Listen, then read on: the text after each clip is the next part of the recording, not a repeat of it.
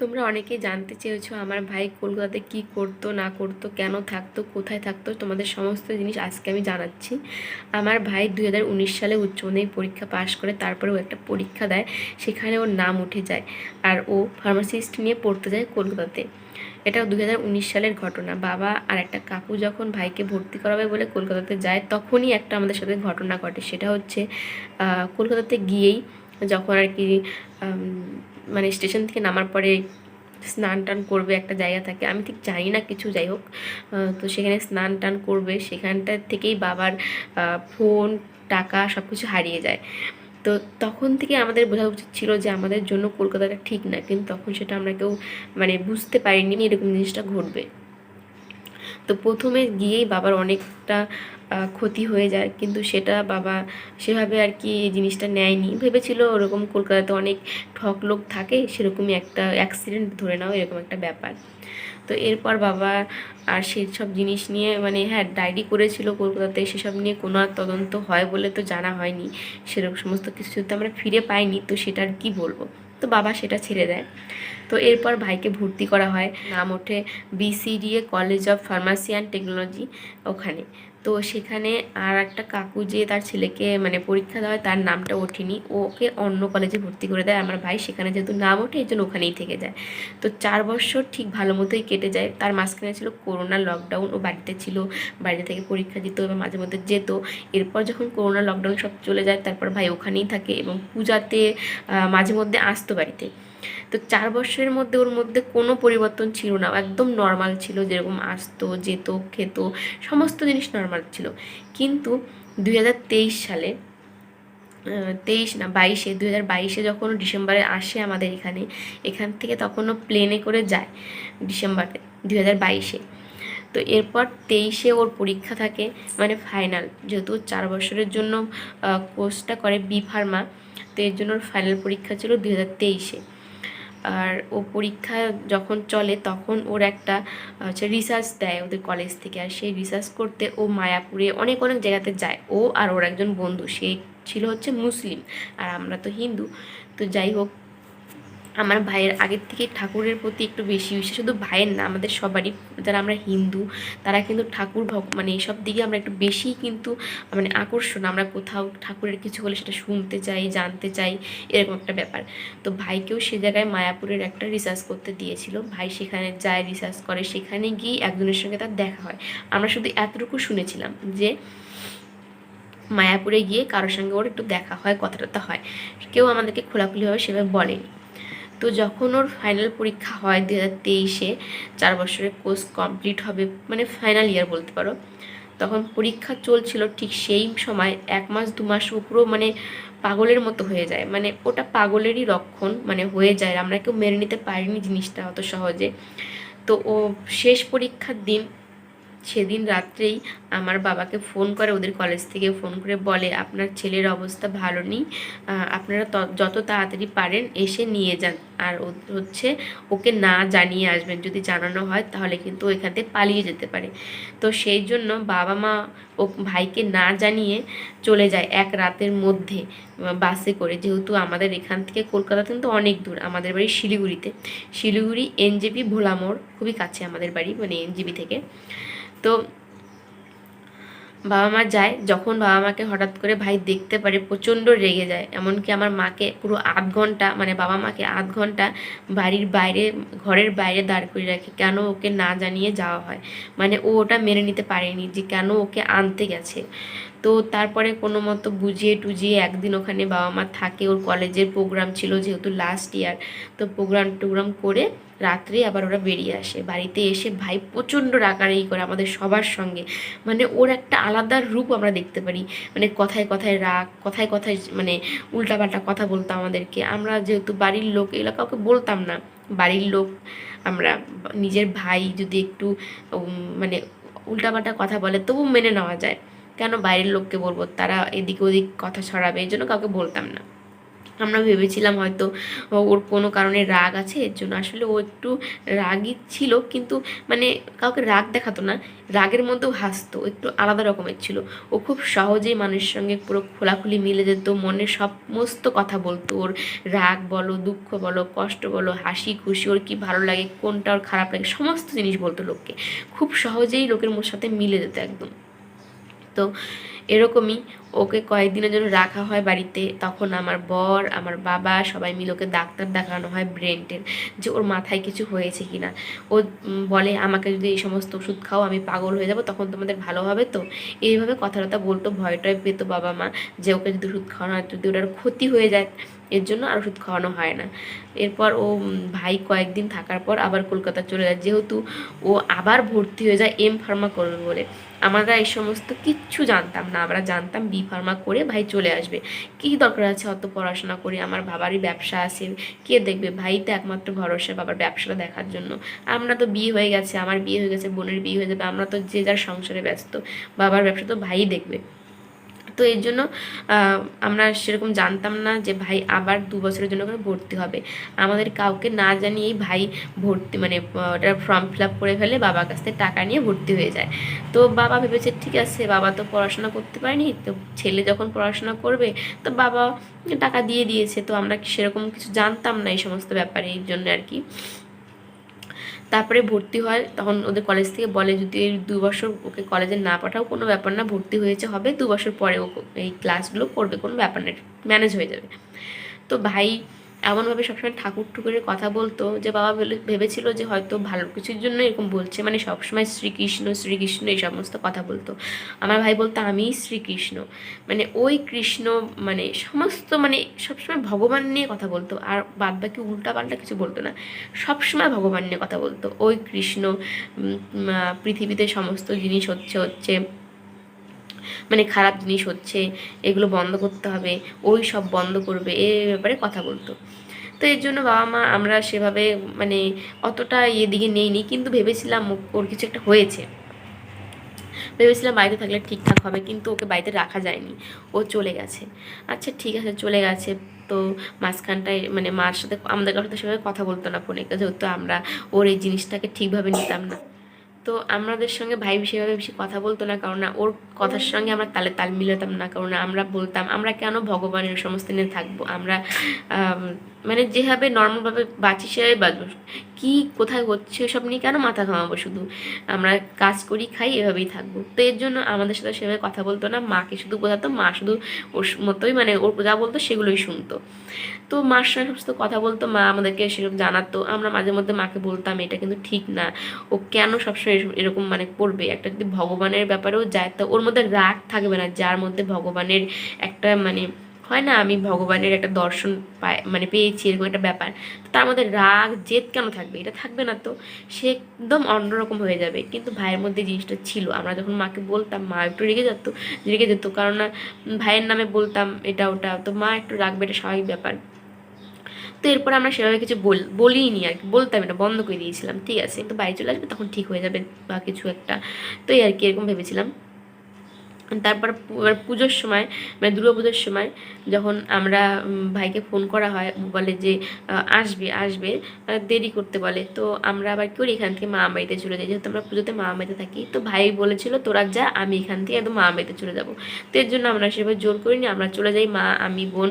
তারপরে ভাই কী করে কলকাতাতে একটু ঘুরে শিলিগুড়িতে চলে আসে, শিলিগুড়িতে এসে বাবাকে পাঠিয়ে দেয় মামা বাড়িতে, বলে কি আমি এবার মামা বাড়িতে যাবো না, শিলিগুড়িতে থাকি, তুমি হচ্ছে এবার মামা বাড়ির পুজো দেখে আসো। তো আমরা 4জন মানে সোনুর বাবা এই 6জন আর কি যাই ওখানে, পুজো দেখি।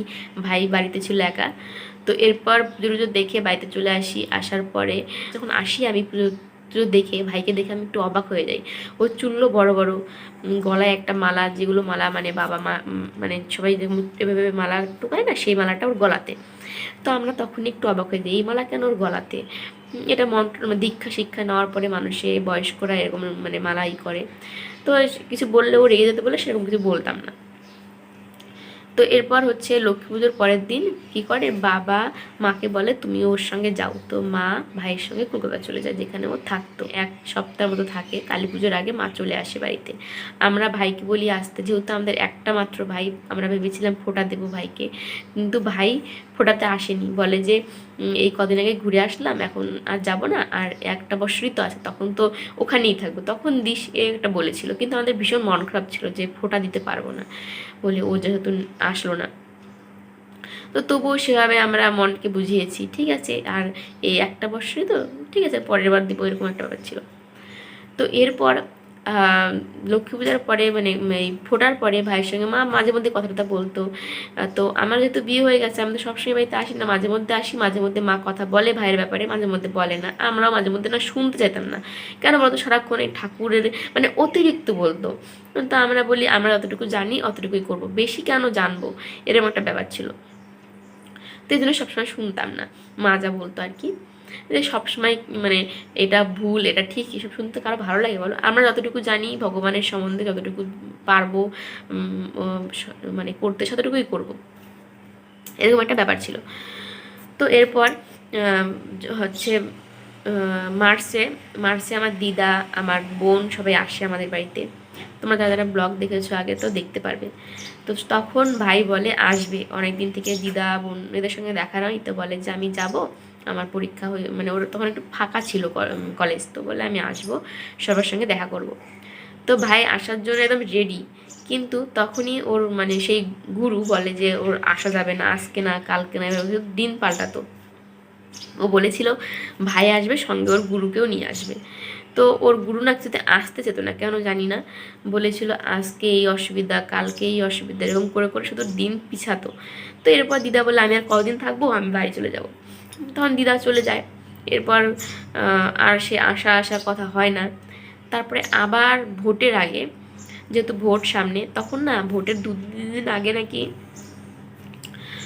ভাই নাকি বাবাকে না মাকে ভাই মাকে ফোন করে বলে যে মা আমি বাড়িতে চলে যাব, মানে আজকেই চলে যাবো, এরকম একটা ব্যাপার হয়।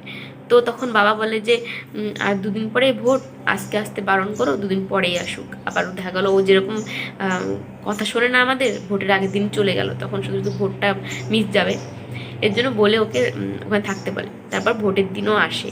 আমি তো ভোটের দিন ভিডিও করেছিলাম, একটু একটু দেখেছো তোমরা। আমি তো যখনকার বাড়ি থেকে এ বাড়িতে আসি, ভাইকে দেখে পুরো অবাক হয়ে যায় যে ওর এত বড় বড় চুল, চেহারার কি অবস্থা, মানে খেতে ঘুমোতে কিচ্ছু পারে না, মানে কেমন একটা যেন হয়ে গেছে। ওকে দেখেই না আমার মানে ভীষণ মানে এতটা মানে খারাপ লাগছিল, মানে কি বলবো, কিন্তু ওকে কিছু বলতে পারতাম না। ও ভীষণ রাগী, মানে রেগে যেত আমাদের কথাতে, কিন্তু আসলে কিন্তু অতটা রাগী ছিল না ও। এই ঝগড়া করতাম, এই এসে খোঁচা মেরে হেসে হেসে কথা বলতো আমাদের সঙ্গে, কিন্তু মাঝখানটায় 1 বছরের মধ্যে রাগ আর জেদ প্রচণ্ড পরিমাণে বেড়ে যায়। এর জন্য আমরা সেভাবে কথা বলতাম না, দূরে দূরে থাকতাম একটু। তো এরপর কি হয়েছে, ভোট টোট হয়, তারপরে আমাদের একটা কেমন একটা সন্দেহ হয় যে কেমন মানে আমরা নিজের লোক তো, মানে আচার বিচারে একটা কেমন একটা হয় না, একটা মানে সন্দেহ হয় যে ওর ব্যাগে দেখি তো কিছু পাই কি না, এরকম একটা ব্যাপার। তো সেখান থেকে কিছু জিনিস এরকম হয় যে কেন ওর কাছে এগুলো জিনিস থাকবে, এই বলে না আমরা সঙ্গে সঙ্গে আমার বরকে বলি, যেহেতু মেডিসিন লাইনে ছিল তো ও জানবে, এর জন্য ওকে বলা হয় দেখো তো এগুলো কিসের জন্য ওর কাছে আছে। তো ও বলে ও এগুলো ওর কাছে কেন থাকবে, ওর একটা সন্দেহ লাগে। তো তারপরে আমরা সমস্ত কিছু টেস্ট করতে দিই ওকে, যে ও কোনো নেশা টেশা করে কি না। সেখানে টেস্টের রিপোর্ট আমার ভাইয়ের শরীরে কোনো নেশা কোনো কিচ্ছু ছিল না। এর জন্য আমাদের আর সেরকম মানে বাবা মা সেরকম ইয়ে করেনি ওকে। ও যখন বলে আমি বাড়ি মানে কলকাতা চলে যাব, তখন আর বাধা দেয়নি। কিন্তু আমি, আমার বোন, আমার বর বলেছিল ওকে যেন যেতে না দেওয়া হয়, ওকে যেন এবার চিকিৎসা করা হয়। আমার বর প্রথম থেকেই বলছিল 1 বছর আগের থেকে যে ওকে হোমে দাও, হোমে দাও, ওর মাথাটা ঠিক নেই, ওর মাথাতে কিছু একটা গণ্ডগোল চলছে। কিন্তু বাবা মা না এটা মেনে নিতে পারেনি, যে কি ও তো ঠিকই আছে, ও তো ঠাকুর ঠুকুরের কথা বলছে, হয়তো ঠাকুর ঠুকুরের ব্যাপারে বেশি পড়াশোনা করে, আসলে ও গীতা মিতা সব পড়েছিল তো, এর জন্য বাবা মা সেটাকে মানেনি, বলেছিল সব ঠিকই আছে। ভাই আসলে বলেছিল যে আমি একদিন যা করবো সবাই দেখবে যে আমি কী করছি। তো বাবা মা বলেছিল হয়তো সত্যি তাই, আর ও তাই করতে চেয়েছিল। এবার যখন হচ্ছে আমাদের বাড়ির ভাঙা ভাঙা কথা হয় যে বাড়ি ভাঙা হবে, মানে আসলে কি হয়েছিল, মানে আমার বোনেরও আর ভাই দুজনেরই বিয়ের কথা চলছিল, যে 2-1 বছর পরে আর কি বিয়ে লাগানো হবে। তো আমরা ভাবলাম যে আমাদের এই বাড়িতে কে বিয়ে দিবে কোনো মেয়েকে, কারণ আমাদের বাড়িতে কারখানা, একটা অন্য বাড়ির মেয়ে আসবে, এভাবে থাকতে তো নাও পারে। আমরা মেয়েরাই থাকি, সে নতুন বউ এভাবে দুদিন থাকতে তার ভালো না লাগে, পছন্দ না হয়, এই জন্য বাবাকে বলা হয়। বাবা তাহলে ঠিক আছে, এবার তাহলে বাড়িটা ভাঙা হোক, আর ভাইয়ের মাথায় একটু চাপ হবে, ও তাহলে আজে বাজে ধান্দা করবে না, ও একদম পড়া শেষ করে বাড়িতে চলে আসবে, এই একটা ভাবা হয়। তো এর জন্য ভোটের পরের দিন থেকেই, আমরা ভোট ছিল শুক্রবারে, শনিবার, রবিবারে আমরা 3 ভাই বোন বাড়ির সমস্ত জিনিস ভাগ করি। এত সুন্দর মিল ছিল আমাদের 3জনের মধ্যে, যেমন ছোটোবেলায় যেরকম মিলেমিশে কাজ করতাম সেভাবে, কোনো রাগ কোনো কিছু ছিল না, পুরো মিলেমিশে কাজ করছিলাম আমরা। বোন রবিবারের দিন চলে যায়, আর আমি আর ভাই সোমবার মঙ্গলবার আবার বাদ বাকি কাজগুলো করি। তো এই যে ঘরটাতে আগে ভাই থাকতো, যখন আমাদের মানে ও কলকাতা যাওয়ার পরে যখন মাঝে মধ্যে আসতে এই ঘরে থাকতো, কিন্তু এবার এখানে আসতে থাকেনি, ওই ঘরেই ছিল, আমাদের আগের বাড়িতেই ছিল। তো এই ঘরের অবস্থা খুব খারাপ ছিল, যেহেতু আমাদের কারখানার একটা দাদা এখানে থাকতো বলে সমস্ত জিনিস পরিষ্কার করা হয়। তো আমি আর ভাই মিলে পরিষ্কার করি। এবার পরিষ্কার করার পরে মানে কি হলো, হঠাৎ করে ভাই মানে রেডি হয়ে গেল যে চলে যাবে কলকাতা। আমি বললাম তুই থাক, আজকের দিনটা এত কাজ টাজ করলি, পরের দিন যাবি। মানে কোনো কথা শুনলে হঠাৎ করে পুরো দেখি রেডি, যে জামা পরে কাজকর্ম করলো সেই জামা পরে পুরো রেডি। আমি অবাক হয়ে গেলাম জিনিসটা দেখে যে কী হতে পারে। তারপরে বাবা যাওয়ার টাইমে ওকে বললো ভাইকে যে আমার এই ব্যবসাটা তো তোকেই সামলাতে হবে, আর পরে কি হবে, এবার বাড়িতে বস, আমি তো আর পারছি না, আমারও বয়স হয়ে গেছে।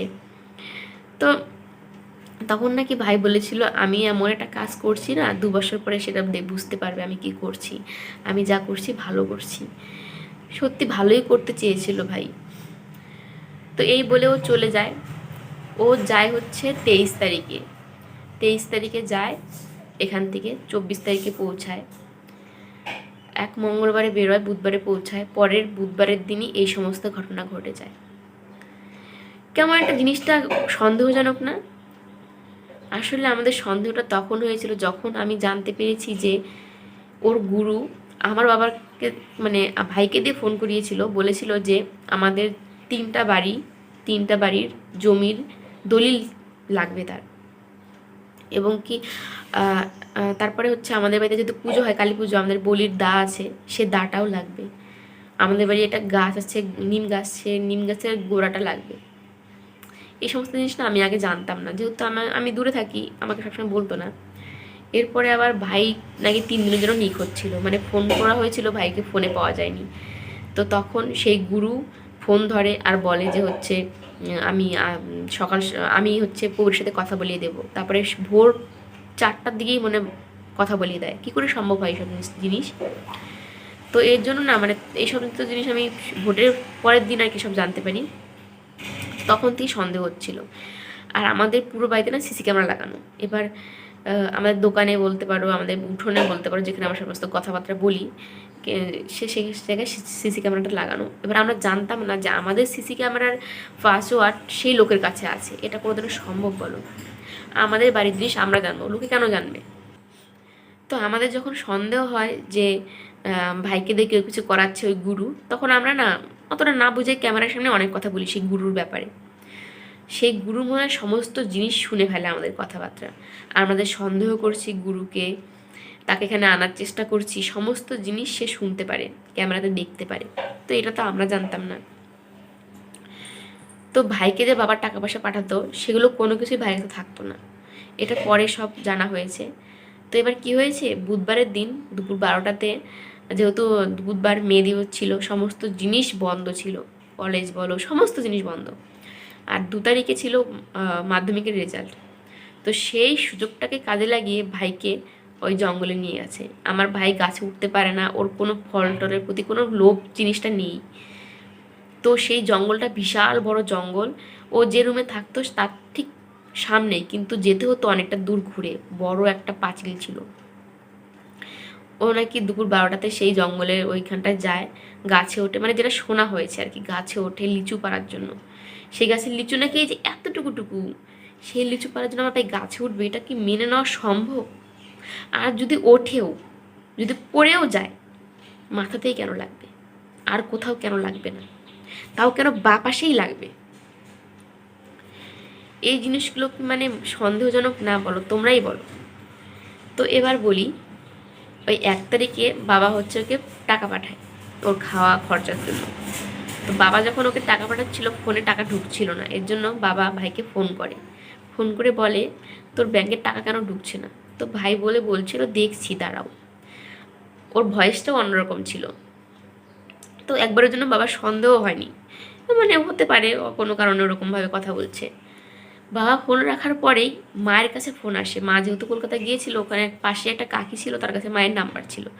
তো সে ফোন করে বলে যে প্রবীরের এরকম অবস্থা, ও কিছুতেই চিকিৎসা হতে চাচ্ছে না। তখনই বাবা ফোনটা নিয়ে বলে যে কত টাকা কি লাগবে কিছু নিয়ে চিন্তা করতে হবে না, ওকে নিয়ে ডাক্তারের কাছে যাও, ওকে চিকিৎসাটা করো।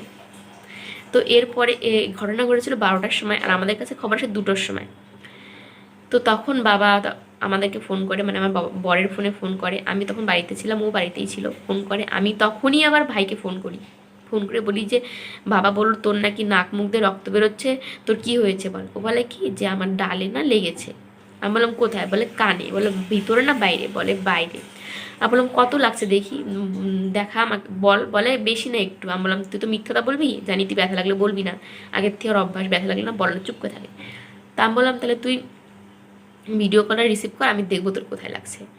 তো ফার্স্টে ফোন করলাম, ধরলো না, আবার ফোন করলাম, ধরলো। দেখি উপর হয়ে শুয়ে আছে, ঘরটা অন্ধকার অন্ধকার, যেহেতু মানে ঘরে এখনকার দিন মানে ঘরে লাইট না জ্বালালে দেখাই যায় না, এরকম একটা ব্যাপার হয়।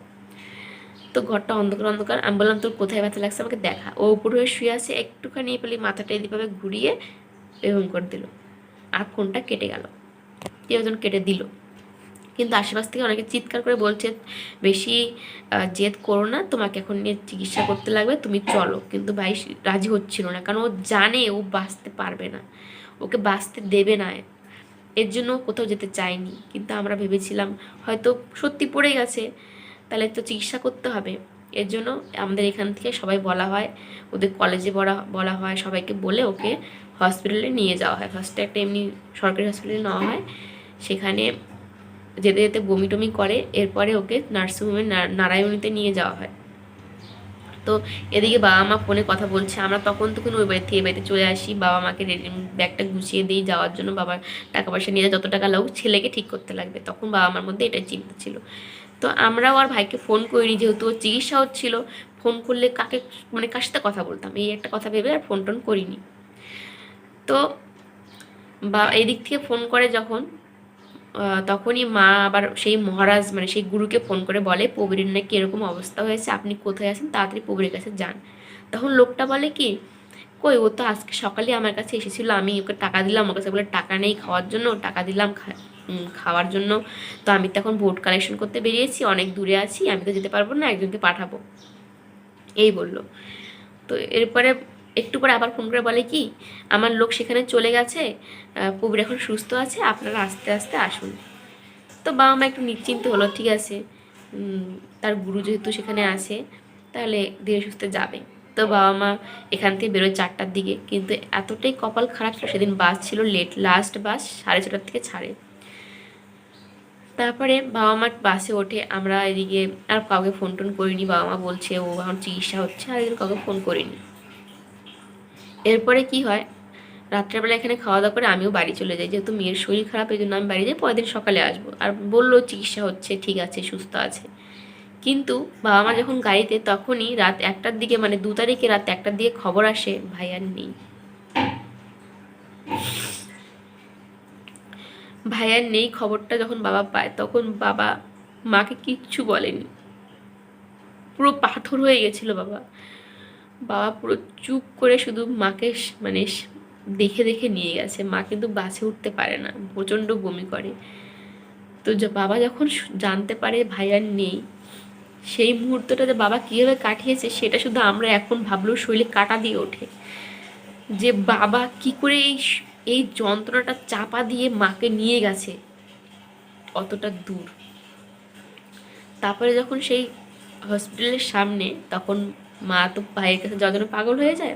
বাবা তখন বলে তুমি এরকম করো না, জল টল খাও, নিজেকে সামলাও, তুমি যদি অসুস্থ হয়ে পড়ো আমি দুজনকে কি করে নিয়ে যাব। তখন মা না কেমন একটা হয়ে যায়, যে আমি কেন দুজনকে নিয়ে যাওয়া মানেটা কি? মা তো গিয়েছিল, ওকে কয়দিন থাকবে, ভাইকে চিকিৎসা টিসা করবে, তো মা তখনই মানে কি হয়ে যায় জানি না, তখনই পাগলের মতো হয়ে যায় মা। তারপরে কি হয় কি না হয়েছে না হয়েছে কিচ্ছু জানে না মা।